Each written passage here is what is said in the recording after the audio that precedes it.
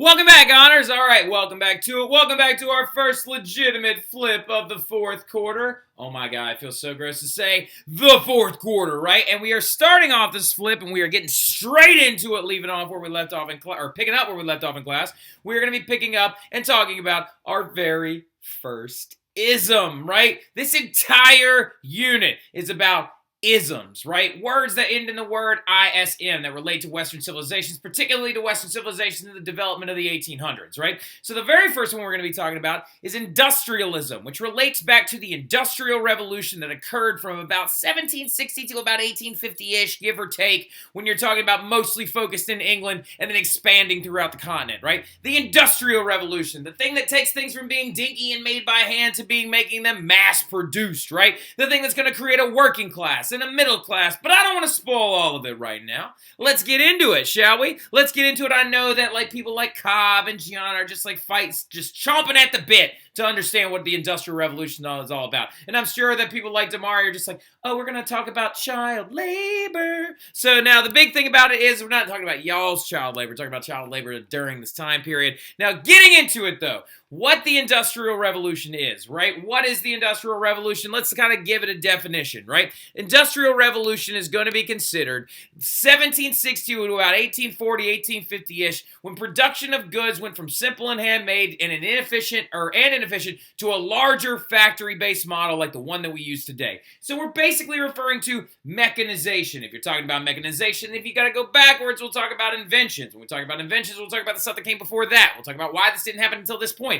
We're going to give you a very well-rounded but crash course on the Industrial Revolution so you can understand it a little bit better, right? Now, the big thing about it, though, is that we're going to get into it right now is that I got to break this to you. I hate to do this to you, but we're going to be rewinding a little bit, right? We're going to be going all the way back to before the French Revolution even happened. That's right. We're going all the way back to the Middle Ages for a hot second. And I know some of y'all feel exactly like this right now. You're like, no, Mr. Terry, please, no, don't take us backwards. But I gotta do it. I gotta go all the way back so we can talk about why this Industrial Revolution happened when it did. We got to be able to talk about what led to it, what kind of why anachronistically it's going to end up talking about it at this point. Why is it coming out during the 1700s and the 1800s? Why didn't it happen in the 1300s? Why didn't it happen in the 1200s? Why did it happen even later? You got to understand that stuff, right? So we got to talk about the agricultural revolution and the putting out system, and we got to talk about other inefficient modes that were kind of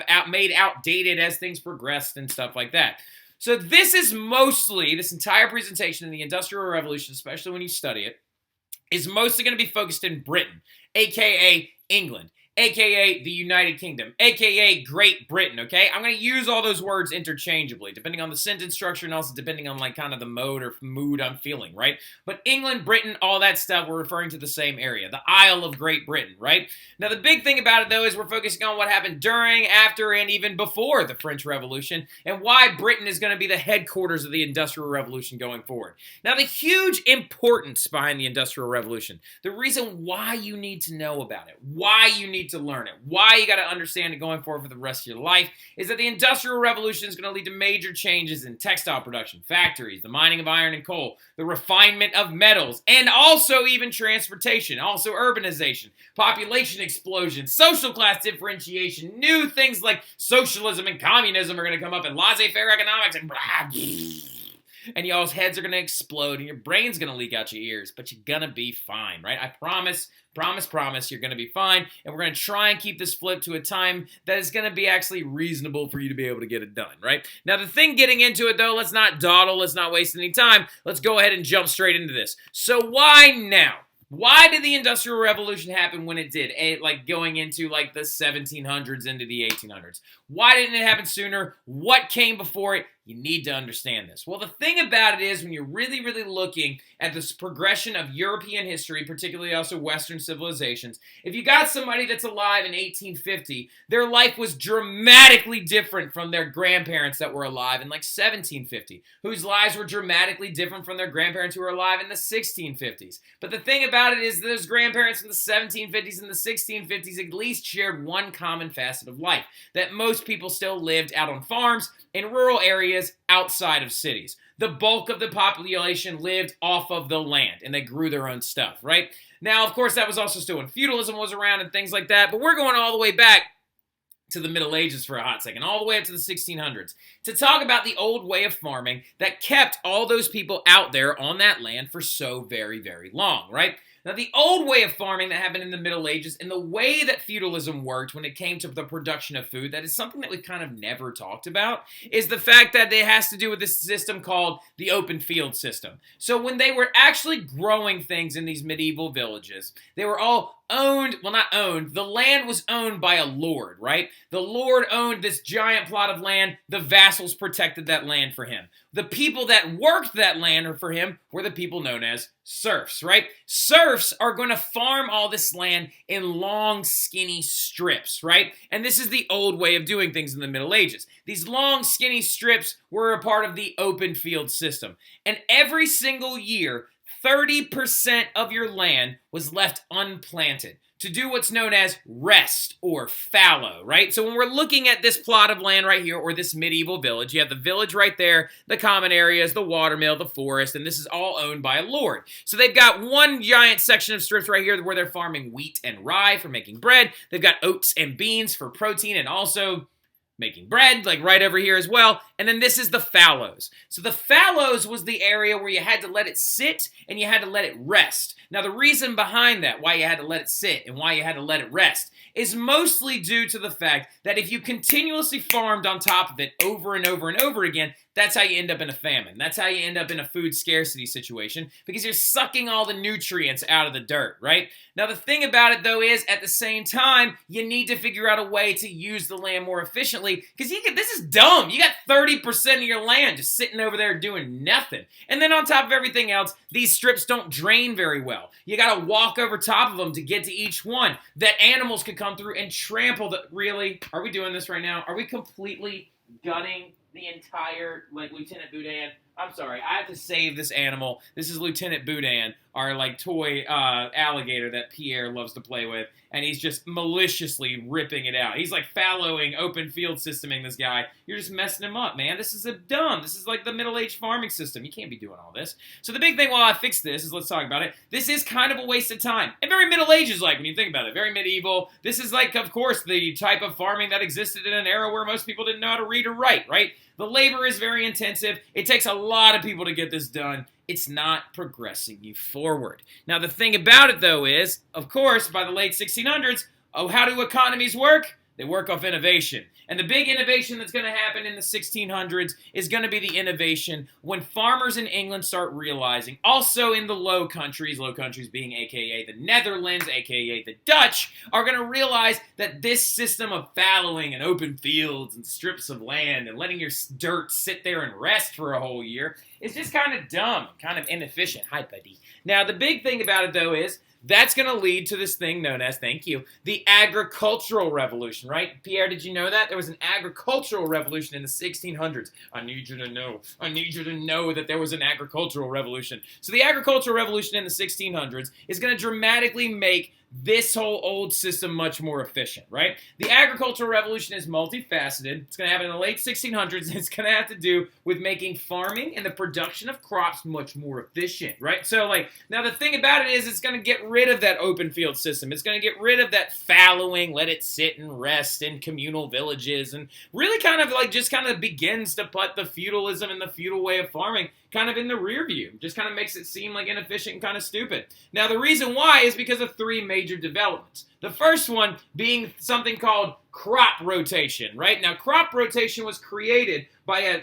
English planter named Robert Townshend. And they gave him a nickname. They called him Robert Turnip Townshend, right?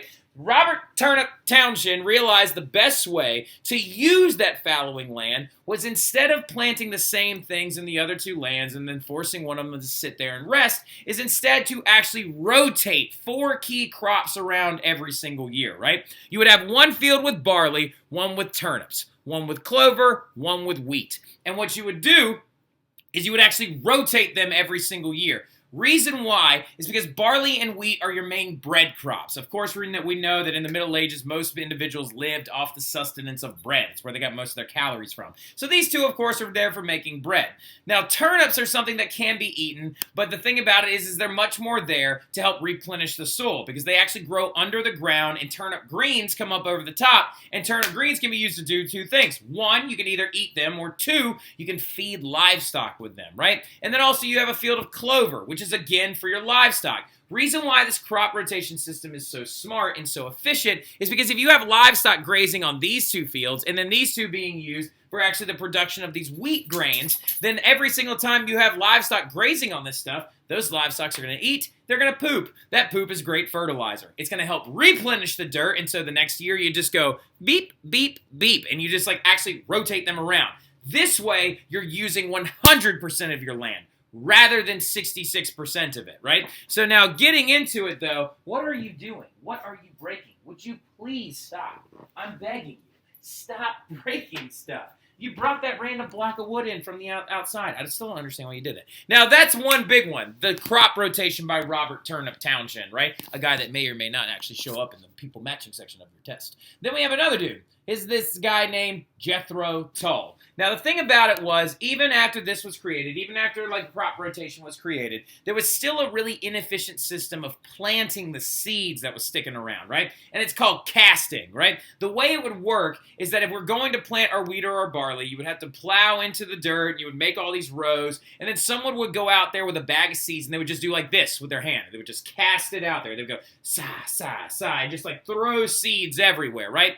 This is going to be inefficient because only about like 30% of those seeds are ever going to actually get planted because they only ever actually get into the dirt or even have the chance to germinate and grow into a plant. A lot of them get washed away by the rain, or birds can come and eat them and stuff like that. So then came along this guy named Jethro Tull. Jethro Tull is an English inventor. Jethro Tull is going to develop this device. This gets rid of people walking around and casting. It's known as the seed drill, right? The seed drill is basically the very first automatic planter, right? And the way it works is a very, very simple thing. It works off vibrations, right? Because in these hoppers right here, that's where your seeds go, right? You put all your seeds in there, and then as the wagon rolls, the vibrations will slowly dribble the seeds out the back. Now, the cool key thing about it, though, too, is it also plows the land for you. See these little guys right here? Those are plows. Those plows cut into the dirt, making little rows. And then these little rakes on the back then just gently tuck the seeds in for a nice little nappy nap, and then the seeds can actually grow into something. And instead of having an entire team of people around to actually have to do all this stuff and cast all those seeds and waste a lot of them, now you got one machine that's going to be driven by a mule, and it's going to automatically plant your stuff for you. This, you see what I'm talking about? So much agricultural revolutionizing going on right now. We got crop rotation, we got the seed drill, and then last but very not least with this big old puppy butt, you got to understand that we've got the enclosure system, right? The enclosure system is this thing where they're going to start building rock fences between these little land areas, and lords are going to decide to get rid of the village and make it so now we can actually have one family farm a large plot of land and use the land to the most beneficial process. As you can see right here, even in the crop rotation thing, those are all your enclosures. And it now only takes one family to farm a very, very large tract of land instead of having to have an entire village to farm one area, right? So going forward, these develops are going to make it so you don't need nearly as much labor on each farm, right? Now, some of y'all are probably still sitting there going like, at what point do we get to factories and whatnot? Why are you bringing all this stuff up? Reason is you got to understand that these agricultural developments are going to create the workforce, right? It's going to make it so you don't need as many laborers out there on that farmland. If you don't need as many laborers out there on that farmland, then you're going to have people that can go into the factories and actually start working, right? So a lot of people start using their spare time to make money at an hourly rate, or they start finding work in cities instead, right? So we've got to talk about both of those individuals really, really quickly. So let's talk about the people that are making money on the side first, right? Families that didn't leave the farms, that were able to stay out there and farm the enclosure systems and things like that, are now getting their work done earlier than they ever have, right? once everything's been planted, you now don't have to tend the crops as much because of the agricultural revolution. You sit there and you let them grow, right? If you've got a field of clover or a field of turnips, you sit there and you let the animals graze. The only thing you got to do is keep them from freezing to death and keep them from starving, and you'll be good to go, right? Now, the thing about it is since you're now done earlier, what are you going to do with your spare time? I'm sure a lot of y'all are sitting there right, well, I mean, if I was a farmer in the 1600s and I had some time off, I'd probably watch Netflix or something like that. That doesn't exist. So what are they going to do? Some of you are like, read? Are they going to read? I love where your head's at, Christina Garcia. I would read too, but a lot of these people don't know how to read, right? So what they're going to do, they're going to work more, right? Like, so they're going to actually adopt a side hustle so they can make money. Actual money, because what is the downfall of feudalism is that serfs don't make any money, right? They are bound to the land by a contract. So what's going to end up happening is the industrious revolution is going to come along. I'm sorry, I have a dog with the zoomies right now, and he's just running in sprints right now. Come here. Hey, come here. Come here. Come here. Come here. Come here, please. Thank you. All right, so like now, anyway, so what's going to end up happening, though, is the side hustle is going to be adopted. The industrious revolution comes before the industrial revolution, right? And so what's going to end up happening, though, is that now that people have extra time because of the agricultural revolution, and now there's not as many people out on the farmlands and stuff like that, they have extra time during the day. So what they're going to do, instead of just sitting and chilling and relaxing, there are going to be like toys and leisure activities and things like that too. But still, what's going to end up happening is, though, is they're going to begin to work in their homes at an hourly rate, right? They're going to create this thing known as the cottage industry, right? The cottage industry and the putting out system. The cottage industry is when people started making items inside their homes, like this family right here, right? So you see this family right here who's sitting there with their own little Pierre on the floor, except theirs is being nice and chill and not freaking out. Ow, you just bit me. That's not nice. So like, anyway, now, so the big thing about it, though, looking at it, is you have to understand that that's what they're doing. They're trying to make extra money with the spare time they have by weaving, spinning, and looming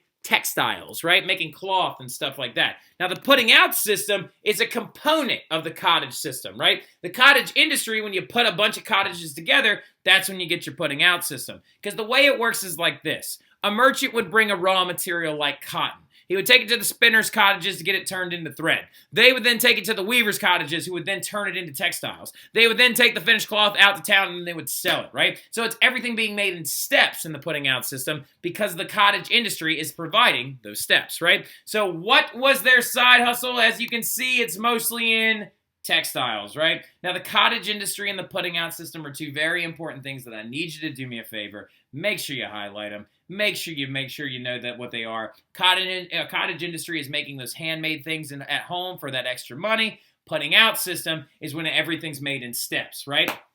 And we'll go through it and we'll kind of practice it a little bit in class and stuff like that to make sure you understand. But the side hustle is mostly in the creation of textiles, right? Now, the creation of textiles is going to be really, really important because they're going to be super cheap, right? So, like, now this is now getting into the 1700s, right? Why textiles, though, right? Why is that the product that everybody was making with their extra time? After the agricultural revolution gives you time to actually sit in your house for a couple hours, why textiles? Why were those profitable? And why were they so much more going to be more available? Two biggest reasons why textiles were the thing that were adopted in the Industrious Revolution has to do with two British things, right? You have to understand that the British had access to two central things that provided a lot of the raw material for making the textiles, and since they had such a surplus of these raw materials, they could easily have them be made. One is coming from a British animal, the other is coming from a British colony, right? And no, it's not tobacco, tea, sugarcane, spices, or these things that you just want to regurgitate back to me. The British animal is sheep, and sheep produce wool, right?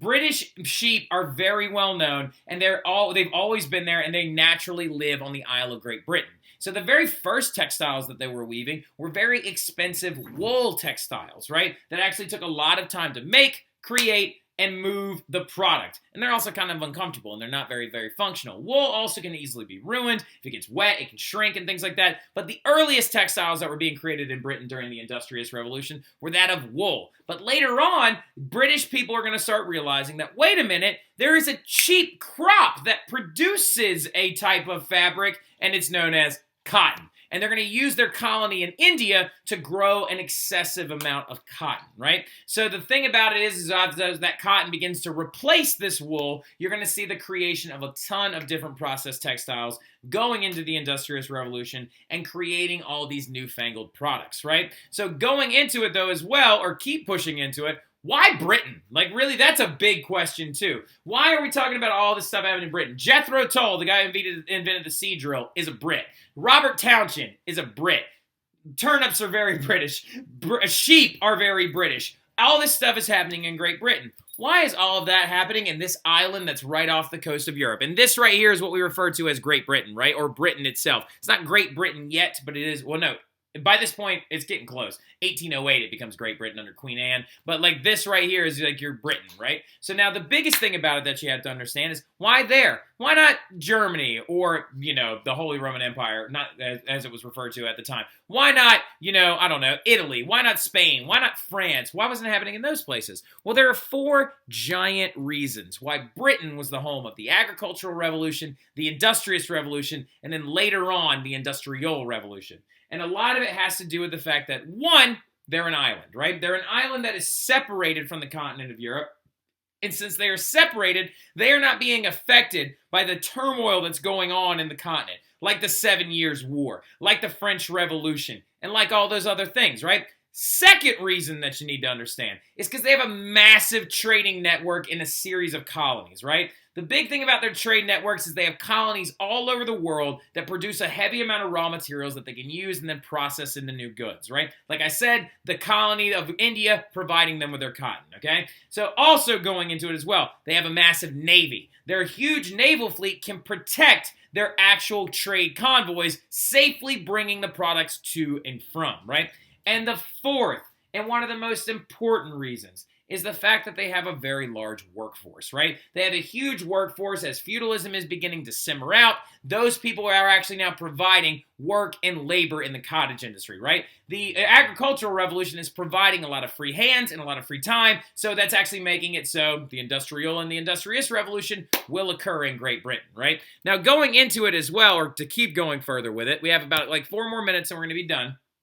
There are some major inventions of the 1700s that are going to make textile production much faster, right? Going to make it much, much faster and make everything be produced much quicker, right? So when we're looking at the cottage industry and the putting out system, even those early machines like looms and things like that would only move at certain speeds, right? For example, looms are a very large machine that you use to weave cloth. Now, the way it works is you have this thing called the weft, and like the other one, I don't know, it's like the waft and the weft or something like that. But basically you have threads that go this way, and you need threads to go that way. And the way that you weave cloth is literally by weaving a thread up and over it. So if you've got all these threads, you literally go over, under, over, under, over, under, over, under. And then you go clack, and you just like pull the thread down, and it then actually cinches it all up. Now, the problem with this is the way it worked in most cottage industry homes is that a father would actually sit there and operate the loom while the son or the child would actually like sit there with their little hands and just go,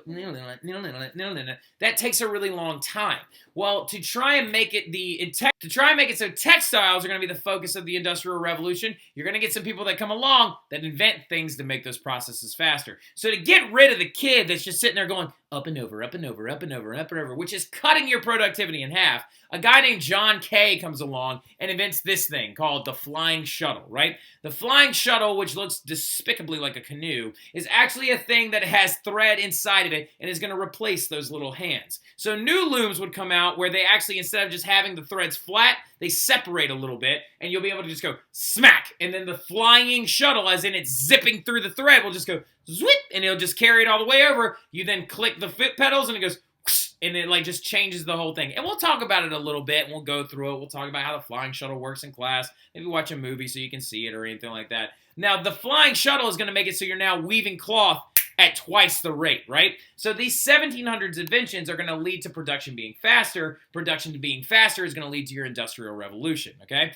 So now that you're making cloth much faster, that means you have a higher demand for the thread, right? So since you need more thread, used to be that you would have a spinning wheel, and one person could spin one line of thread at one time, right? And since they could spin one thread at a time, took a long time, they needed more thread. So you either get a buttload of more spinners and spinning wheels, or you make a device that can spin a bunch of threads at once. And that's what shows up. A guy named James Hargreaves invents this thing called the spinning jenny. And the spinning jenny can actually spin upwards of 10 to 20 to sometimes 100 threads at a time, all using the labor of one person. They would grab this crank right here, and they would just sit there and work on it, right? Spin it like this, and it would take that cloth, wool or cotton, and spin it into thread. So now with the flying shuttle, we can make these things much faster. Now with the spinning jenny, we can actually provide the thread to make that cloth much faster. And then you had something come along known as the water frame. Because what's the problem with the spinning jenny? I gotta pay the person that's just going like this, right? So what they're gonna decide to do is they're gonna start putting up a lot of these places next to rivers. Those rivers provide power. They attach a water wheel to a spinning jenny. That's when you get your water frame, right? Now, the thing about it is you now have a method of powering the spinning jennies using water. So here's the thing. If you can now make cloth much faster with your flying shuttle, and you can also spin way more threads with your spinning jenny and your water frame, what happens if you put a bunch of those devices inside of one building? If you put all those devices inside of one building, sounds to me like you got a factory on your hands, right? And that's the big thing. That's where the Industrial Revolution really starts, is where they start creating factories based around these inventions to create those textiles much faster, right? And so what we're going to get into in the next class is we're going to start talking about a big thing, very, very important, the production of coal and iron. So I will talk to y'all about that soon. Y'all have a fantastic evening. Go Chappelle, beat Rommel. I'll see y'all then. Y'all have a good one.